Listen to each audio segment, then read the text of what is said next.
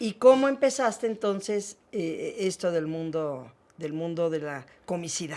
Y yo empecé porque iba mucho a ver stand-up con un amigo. Íbamos a ver stand-up y un día vi a Sofía Niño de Rivera en Fat Crow en Polanco, en Antara. Yo no sabía, no tenía idea que se hacía stand-up en México todavía. Ah, ok, ok. Yo veía el stand-up gringo, el stand-up español, se veía muchísimo. Y pasaban... El Club de la Comedia. El Club de la Comedia, Correcto. pasaban Comedy Central en aquel entonces. Y yo era muy fan. Y de repente cuando vi stand-up aquí en México, vi a Sofía y después empecé a ver a otras comediantes y otros comediantes. Y yo decía, qué chingón que ya haya aquí en México, yo quiero hacer eso. Entonces, todavía no tenía la oportunidad, todavía no escribía nada, empecé a escribir con un compa. Y de repente recuerdo que un día dije, voy a escribir 5 minutos y voy a ir a probarlos a un lugar donde hacen micrófono abierto, que se llama Beer Hall. Todavía existe el Beer Hall. En la Y la Condesa. gente va como a exponer. Cualquiera que de los que estamos acá, pueden ir y probar material, 5 minutitos.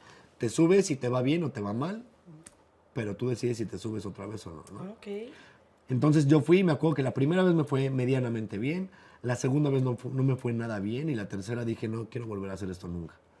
O sea, me fue muy mal. Me acuerdo que me puse nervioso porque vi entrar a varios comediantes que empezaban ya a hacer stand-up bien y me puse bien nervioso, se me olvidó mi material, me fue mal, me bajé y dije, no quiero volver a hacer esto. Luego Sofía me invitó justo a Deberían Estar Trabajando, un programa matutino que salía en TV Azteca. Empecé a escribir ahí y había una sección donde había sketches y había también stand-up. Entonces yo empecé a escribir stand-up para... ¿Pero esto lo estabas vinculando con algún otro trabajo o estabas dedicado a esto? Yo estaba ahí dedicado a escribir. Ahí Ok. ya me había dedicado a escribir. Ajá. Yo era escritor O sea, para... ¿vivías de escribir? Vivía de escribir, sí. Ok. Y entonces, Vivía es un decir, ¿eh? Más bien ahí sobrevives. Cuando eres escritor, bueno, sobrevives. Pero vaya, ganabas tu dinero Ganaba haciendo mi eso. lanita, ajá. Ok. Y escribíamos sketches, les escribía monólogos. Y un productor, que le agradezco mucho a Juan Pablo Matarredona, cambiaron de productor y este productor, Juan Pablo, me dijo, oye, me gustaría que tuvieras una sección a cuadro. Es que el productor anterior decía que yo no tenía cara televisiva. Entonces que no podía estar yo a cuadro. ¿Sí? Ándale. Pues por feo y por morenito, ¿no? Entonces era como de, pues tú no puedes. Sí, así Feo era y morenito. Era la vieja escuela, ¿no? Y chaparro.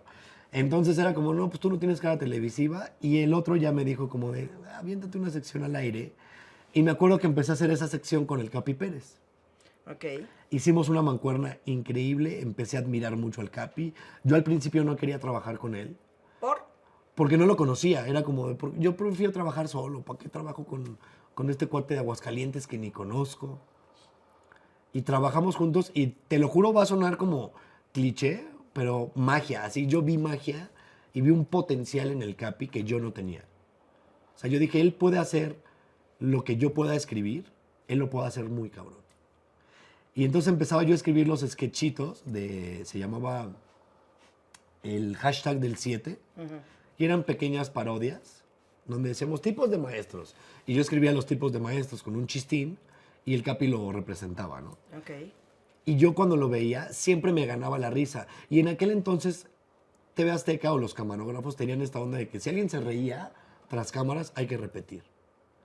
Y yo decía, no. Déjenlo, es lo natural, claro. Se rieron naturalmente o me hizo reír a mí naturalmente, dejémoslo. Y lo empezamos a dejar y curiosamente la gente empezaba a comentar de qué cagado que hagas reír a Mau. El Capi es tan natural que hace reír a Mau. O sea, como que se notaba que yo no lo veía venir.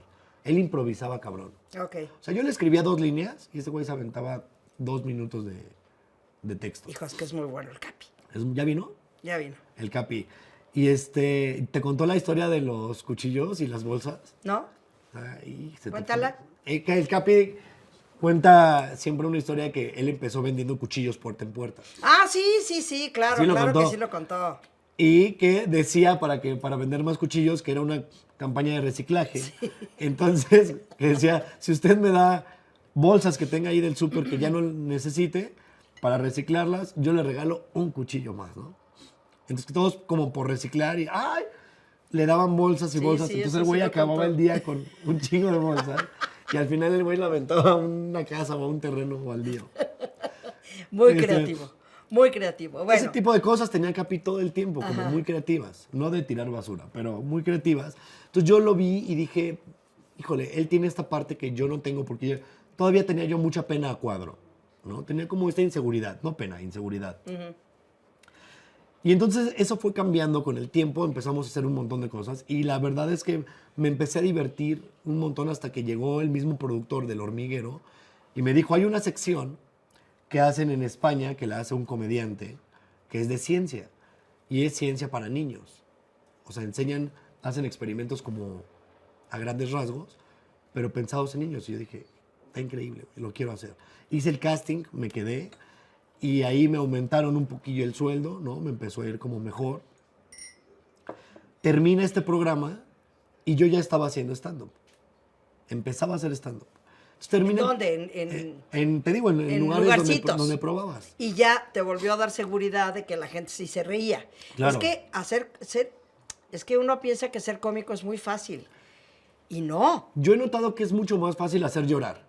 Sí, Es claro. decir, tú me tocas tantito el tema de mi mamá y tú viste, se me quiebra la voz. O sea, llorar es muy fácil, pero hacer reír es bien complicado. Bien O sea, complicado. debes de buscar el tipo de humor de la persona, medir al público un montón y así. Y aún así es dificilillo. Entonces, cuando termina El Hormiguero, literal me quedé como en la madre. Yo tengo que pagar renta y el siguiente mes no tengo trabajo. Tú ya viviendo solo. Ya viviendo solo. Y entonces yo dije, ¿qué voy a hacer? ¿Qué voy a hacer? ¿Qué voy a hacer? Pues stand-up. Entonces hice un show con Daniel Sosa, Roberto Flores y yo. Y nos fue a ver alguien y tuvimos la enorme suerte, enorme fortuna de que esta persona, Tania, te mando un saludo, que Tania nos vio y dijo, me encanta, yo trabajo en un lugar que se llama Jardines de México. Y queremos justo hacer un show privado para 500 personas. Y nosotros dijimos, ¿en la madre? ¿Cómo vamos a Nunca meter? habías estado No, frente no, a no, no, 500 no. personas. ¿Cómo vamos a vender 500 boletos si vamos Roberto ya llevaba tiempo. Era de venta de boletos, no fiesta privada. No, no, no. Anda tú, ok. Y dijo, pero nos pagaron el show. Entonces dije, el problema va a ser llenarlo. Porque pues uno cobra y ya se va, ¿no? Roberto ya llevaba un poquito de tiempo haciendo stand-up. Daniel y yo empezábamos. Y entonces vamos al show, Roberto no llega. Y me acuerdo que Daniel y yo teníamos 25 minutos, 30 minutos y dijimos, ¿qué chingados hacemos? Roberto no llega. Roberto no llegó porque puso otro show en Polanco el mismo día. Y según él, en 2 horas llegaba a Jardines de... No llegó. Entonces, el dueño de Jardines estaba molesto y dijo, pues, ¿qué vamos a hacer? Y yo le dije, pues, mira, el show dijimos que duraba 1 hora, yo puedo hacer media y Daniel, ¿cuánto tienes? Y Daniel me dijo, yo tengo 45. Le dije, aviéntate los 45 como para... No es cierto, duraba 1 hora y media, eran 30 minutos cada quien. Ok. Y Daniel, no sé cómo, pero yo hago la media hora, presento a Daniel, y Daniel empezó como a cabaretear con la gente y se aventó casi la hora. Ok. Hizo como 50 minutos. Entonces no quedamos tan mal. Y me acuerdo que nos pagaron el show. Pero la gente reaccionó bien. Muy bien. ¿Y cómo llenaron? ¿Qué era su duda? Vendimos, pon tú, unos 400, 300 y algo. Bueno, no estuvo mal. No estuvo nada mal. Ok, no estuvo nada mal. Se veía muy bonito, estaba atrás de nosotros teníamos el lago de Jardines de México, era una palapa súper bonita, quedó muy bien el Y show. la gente reaccionando bien. La y todo. gente le encantó el show. Qué padre. Nadie se quejó, o sea, bien.